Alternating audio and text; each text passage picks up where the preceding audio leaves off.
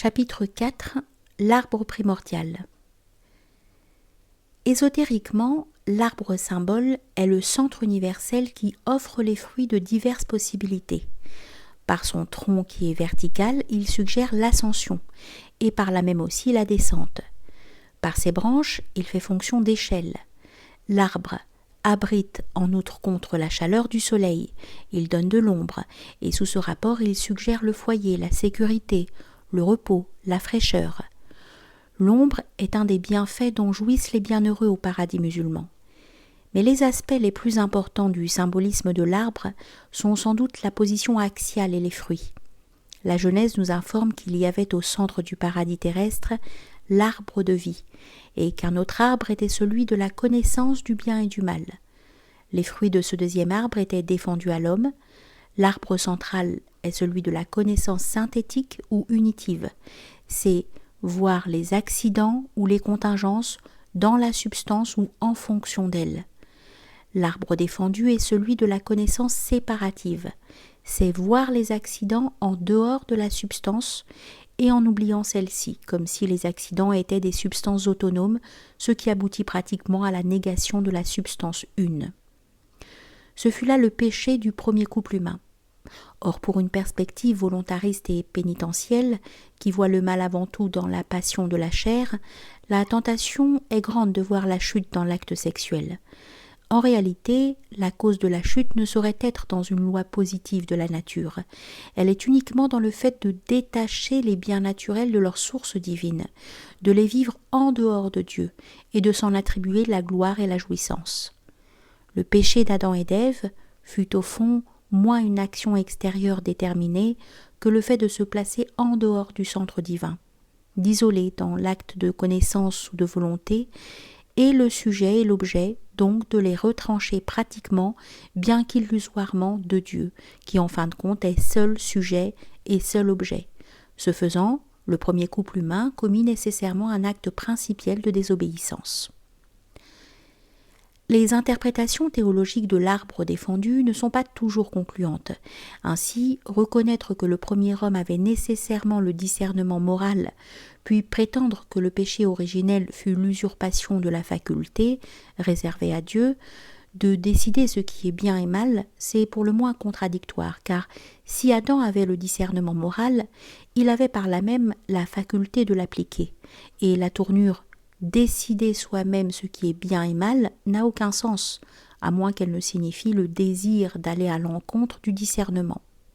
Mais dans ce cas, il y a violation d'une faculté humaine, et non usurpation d'un privilège divin. En outre, dire qu'en décidant ce qui est bien et mal, l'homme se met à la place de Dieu, c'est insinuer que le bien et le mal résultent d'une décision divine, c'est-à-dire d'un verdict dont nous pouvons ignorer les causes, et non de qualité ou circonstances objectives. C'est là une opinion qui nous ramène à certaines outrances de la théologie acharite. De toute évidence, l'évaluation morale, que sa portée soit extrinsèque ou intrinsèque, circonstancielle ou essentielle, n'a rien d'arbitraire. Est mal soit ce qui, par sa nature ou sur le plan de sa manifestation, s'oppose à Dieu, soit ce qui, de facto, est nuisible à l'homme, l'intérêt supérieur primant toujours l'intérêt inférieur. Rappelons à ce propos, bien que la chose aille de soi, qu'un bien objectif peut être subjectivement un mal pour tel individu ou tel genre d'homme, et inversement. Pour des raisons d'opportunité, la morale codifiée et simplificatrice admettra plus facilement ce second point de vue que le premier, en ce sens qu'elle appellera volontiers un mal tout bien moralement ou socialement inopportun. Mais que signifie dans la Genèse l'idée que la connaissance du bien et du mal est un privilège de Dieu ? Cela signifie que Dieu seul peut vouloir tout ce qu'il veut, parce que Dieu seul est le souverain bien, et que de ce fait, il ne peut vouloir que le bien. Seul l'absolu bien a droit à l'absolue liberté. Seul lui la possède, ce qui revient à dire qu'il la possède par définition. Dans quel sens le péché du premier couple humain fut-il une usurpation d'un privilège divin ? En ce sens que ce couple, en mangeant le fruit défendu, agit comme s'il était le souverain bien, à qui toute possibilité est ontologiquement permise, c'est-à-dire qu'Adam et Ève attribuèrent au relatif les droits de l'absolu. Positivement, l'arbre de la science du bien et du mal est la toute possibilité en tant que liberté divine. Négativement ou restrictivement, il est cette possibilité en tant que, se déployant dans l'existence donc vers le bas si l'on veut, elle s'éloigne nécessairement de la source divine. Sous ce dernier rapport, l'arbre de la distinction du bien et du mal marque la maya impure, celle qui descend, disperse et en même temps épaissit et alourdit. C'est la possibilité cosmique, mais sous son aspect inférieur et centrifuge. Aussi, n'est-ce pas sans raison que cet arbre est le séjour du serpent instigateur de la chute. Le serpent représente en effet, selon son symbolisme négatif, le mode luciférien et ténébreux de la tendance démiurgique. Il devait donc se trouver au paradis primordial à titre de virtualité du mal, étant donné qu'Éden se situe en effet sur la voie de l'expansion cosmogonique. Le jardin céleste, par contre, se situe sur la voie du retour et préfigure à sa manière l'apocastase. La tendance centrifuge s'y trouve par conséquent neutralisée, elle est statique et non dynamique. Elle opère les limitations existentielles au sein de la béatitude, mais ne saurait briser le cadre de celle-ci. Le paradis terrestre était situé dans la dimension corruptible. Le paradis céleste, en revanche, est au-delà de cette dimension. Il est relatif sans être instable. Il vit de la lumière incorruptible qu'offre la proximité de Dieu. Le paradis descendant est comme suspendu à la liberté humaine, alors que le paradis ascendant est fondé sur la seule grâce divine. Quand Dieu semble faire ce qui de la part de l'homme serait un mal, il le compense par un plus grand bien, un peu comme la guérison compense l'amertume du remède. Ceci résulte nécessairement du fait que Dieu est l'absolu bien et qu'il comporte par conséquent dans sa nature une qualité compensatoire qui exclut le mal en tant que tel. Or l'homme n'étant pas l'être nécessaire et par définition contingent, et étant contingent, il ne saurait bénéficier de la nature compensatoire qui résulte de l'absoluité ou de l'infinité. Le mal que l'homme fait n'est pas une virtualité de bien, c'est un mal pur et simple, parce que l'agent humain est fragment et non totalité, accident et non substance. Nous pourrions dire aussi que le Créateur a essentiellement droit, de par sa nature unique et inimitable, à une vision séparative et descendante des possibilités, parce que cette vision ne sort pas du sujet divin, car Dieu est unité et totalité, tout se trouve en lui. Il ne peut donc pas pécher en sortant de lui-même comme le fait l'homme, dont l'existence se limite à une individualité et dont l'acte affecte des existences autres que la sienne propre. L'homme qui doit contempler Dieu en son cœur ne saurait avoir droit a priori à la vision séparative, descendante et créatrice, car cette vision le sort de lui-même et le sépare de Dieu. Mais la vision séparative, une fois acquise de par une providence paradoxale, l'homme doit subordonner ses œuvres à l'inspiration divine. L'homme ne peut être libre qu'en Dieu et par Dieu, car il n'a pas comme Dieu son centre en lui-même, sauf en un sens relatif et par participation indirecte, sans quoi il ne serait pas homme. Il y a donc un point dans l'homme où celui-ci doit renoncer librement à sa liberté. Étant déiforme, il doit en même temps reconnaître qu'il n'est pas Dieu, et il doit le reconnaître sur la base même de sa déiformité, c'est-à-dire en vertu de son intelligence totale, donc capable d'objectivité. L'homme ne peut être libre qu'en Dieu et par Dieu, car il n'a pas comme Dieu son centre en lui-même, sauf en un sens relatif et par participation indirecte, sans quoi il ne serait pas homme. Il y a donc un point dans l'homme où celui-ci doit renoncer librement à sa liberté. Étant déiforme, il doit en même temps reconnaître qu'il n'est pas Dieu, et il doit le reconnaître sur la base même de sa déiformité, c'est-à-dire en vertu de son intelligence totale, donc capable d'objectivité. Désolé, c'était une répétition. Exotériquement parlant, Dieu permet le mal en vue d'un plus grand bien.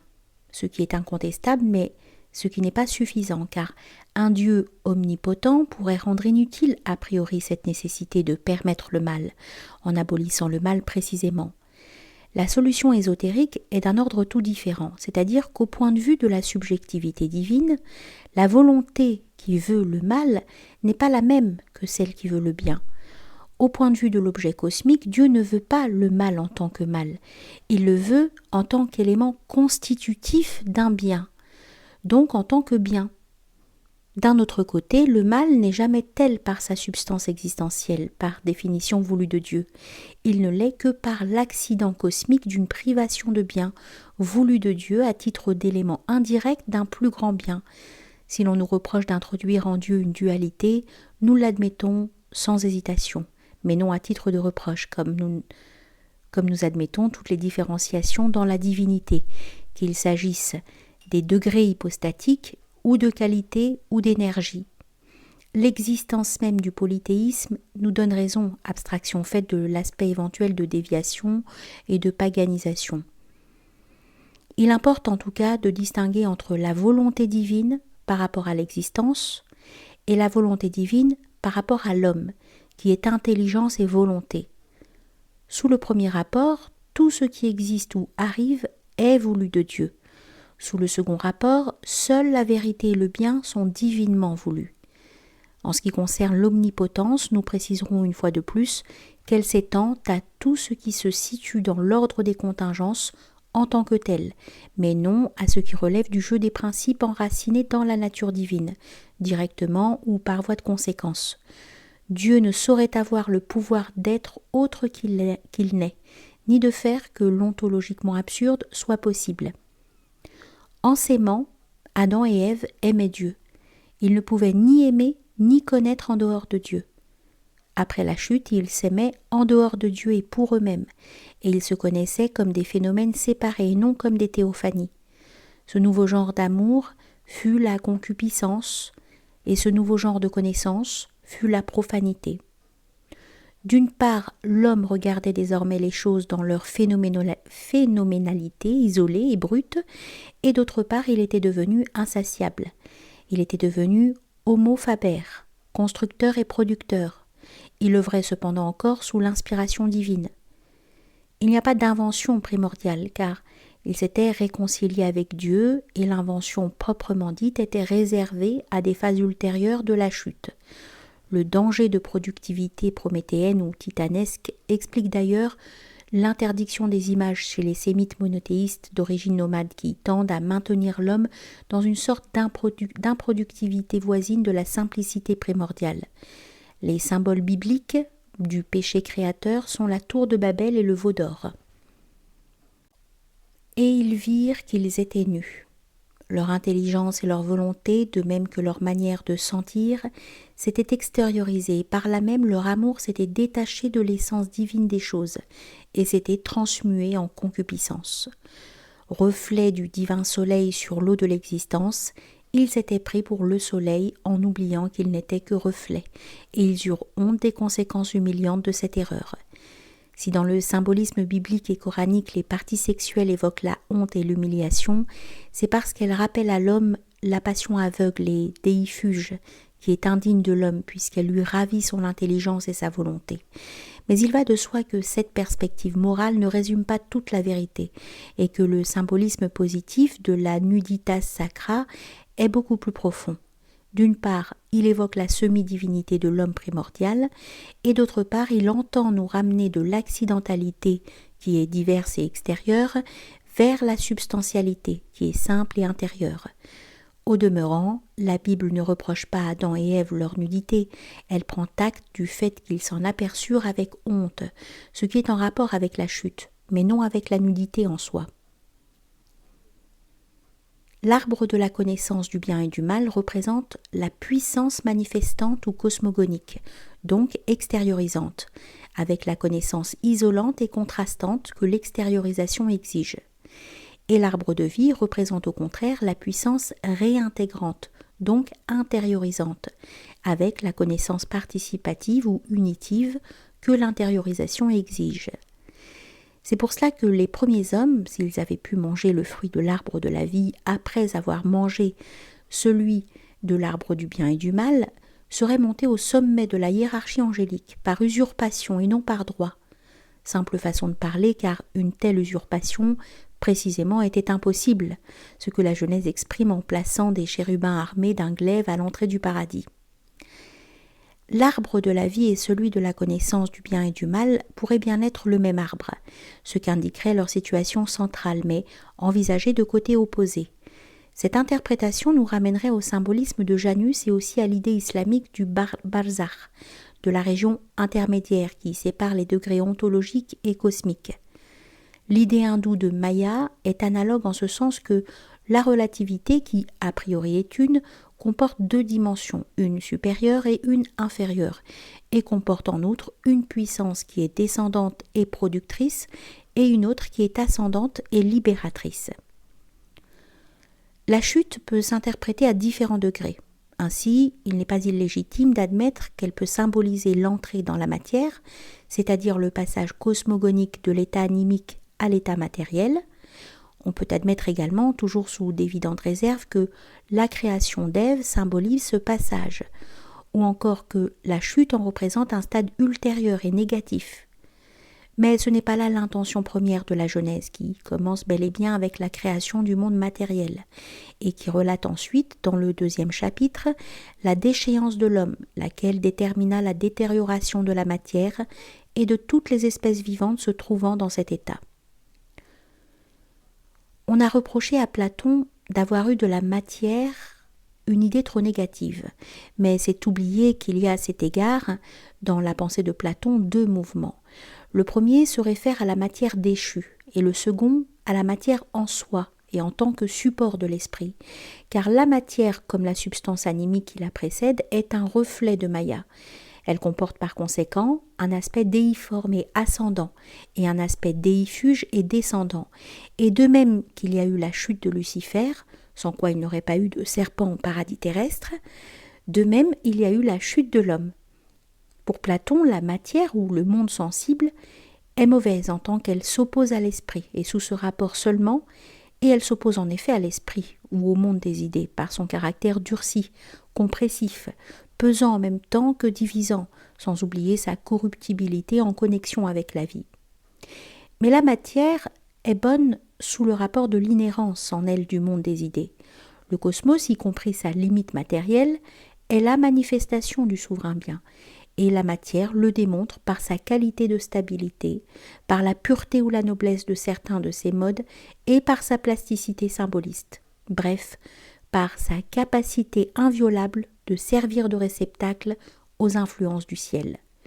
Reflet lointain de la Maya universelle, la matière est par là même comme un prolongement du trône de Dieu, ce qu'un spiritualisme hanté par la malédiction de la terre a trop perdu de vue, au prix d'un prodigieux appauvrissement et d'un dangereux déséquilibre. Et pourtant, cette même spiritualité a eu conscience de la sainteté à la fois principielle et virtuelle du corps, qui est a priori image de Dieu, et a posteriori élément de gloire.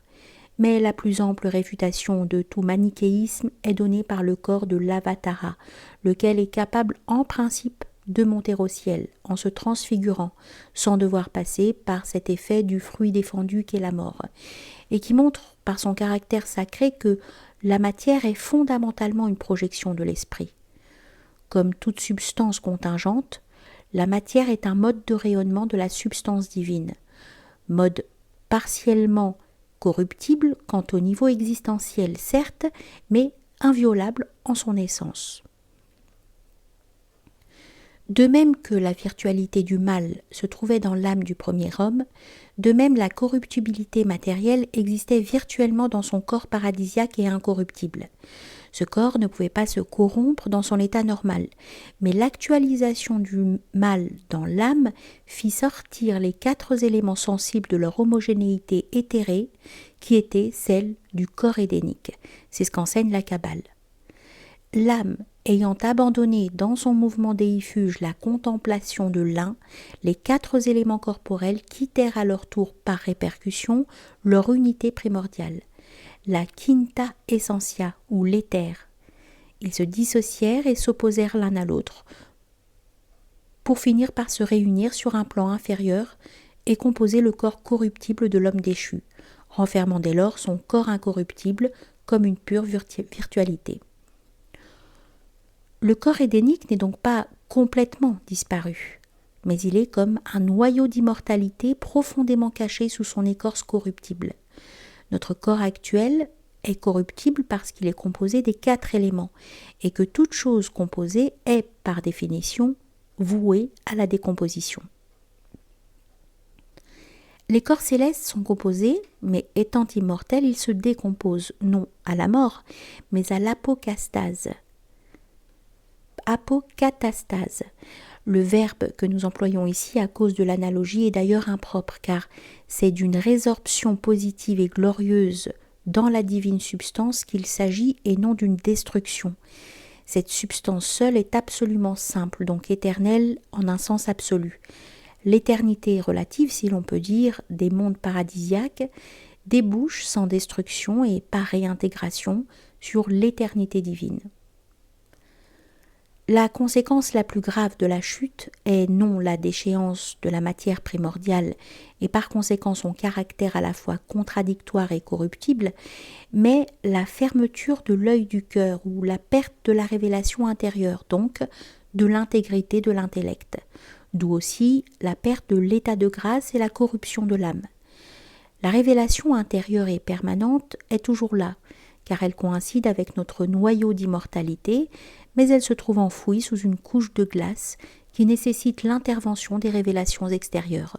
Or, celles-ci ne peuvent avoir la perfection de ce que nous pourrions appeler la religion innée ou la philosophia perennis immanente. L'ésotérisme, par définition, rend compte de cette situation. Les hérétiques et les philosophes profanes en ont souvent conscience à leur façon fragmentaire, évidemment, sans vouloir comprendre que les religions fournissent en fait les clés indispensables pour la vérité pure et universelle. Cela peut paraître paradoxal de notre part, mais chaque monde religieux non seulement renouvelle à sa façon le paradis perdu, mais aussi porte, d'une manière ou d'une autre, les stigmates de la chute, dont seule la vérité supraformelle est indemne. Et cette vérité intérieure, nous le répétons, est inaccessible de facto sans le concours de ces manifestations extérieures objectives et prophétiques. La couche de glace qui isole la conscience individuelle de la sainteté immanente couvre non seulement le fleuve de lumière qu'est l'intellection, mais aussi, et par là même, le fleuve d'amour ou de béatitude qui lui aussi est inséparable de notre substance immortelle. Suivant la nature des obstacles, cette glace doit être soit brisée avec violence, soit fondue avec douceur.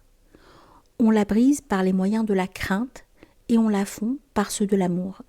Mais elle cède aussi, et même a fortiori, sous l'effet de la connaissance, laquelle dissipe l'illusion moyennant la conscience aiguë de la nature des choses, donc par l'effet de la pure objectivité.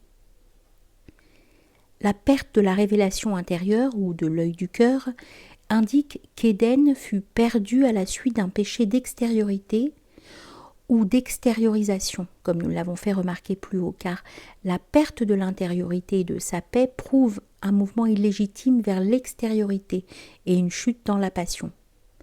Ève et Adam cédèrent à la tentation de la curiosité cosmique, c'est-à-dire qu'ils ont voulu savoir et goûter en dehors de Dieu et indépendamment de la lumière intérieure les choses du monde extérieur. Au lieu de se contenter de la vision simple, synthétique et symboliste des choses, ils s'enfoncèrent dans une perception à la fois exploratrice et concupiscente, s'engageant ainsi dans une voie sans fin et sans issue, laquelle est du reste comme le reflet inversé de l'infinité intérieure. C'est la voie de l'exil, de la souffrance et de la mort. Toutes les erreurs et tous les péchés retracent la première transgression et mènent à cette voie sans cesse renouvelée. Le péché de l'esprit ou de la volonté reflète toujours la première faute, alors que la religion ou la sagesse reflète et renouvelle au contraire le paradis perdu au sein même du monde de dissonance qui jaillit du fruit défendu. Mais le passage de l'innocence primordiale à la connaissance du bien et du mal et à l'expérience des possibilités centrifuges n'est pas toujours présenté comme un premier péché et une chute. Selon diverses mythologies, en effet, l'homme fut destiné, a priori, à ce plein développement de sa personnalité qu'est l'entrée dans le monde de la contingence oppositionnelle et mouvante. Il fallait qu'il soit témoin au nom de Dieu des vicissitudes de l'extériorité cosmique. À ce point de vue, la Felix culpa de saint Augustin s'explique et se justifie non par le seul avènement salvateur du Christ, mais par la nécessité du plein développement de l'être humain. Le Christ et la Vierge, nouvel Adam et nouvelle Ève, apparaissent moins comme une compensation imprévue que comme la preuve de cette nécessité paradoxale de la possibilité humaine, de cette nécessité de tomber pour pouvoir porter la conscience du divin aux confins de ce qui est humainement possible.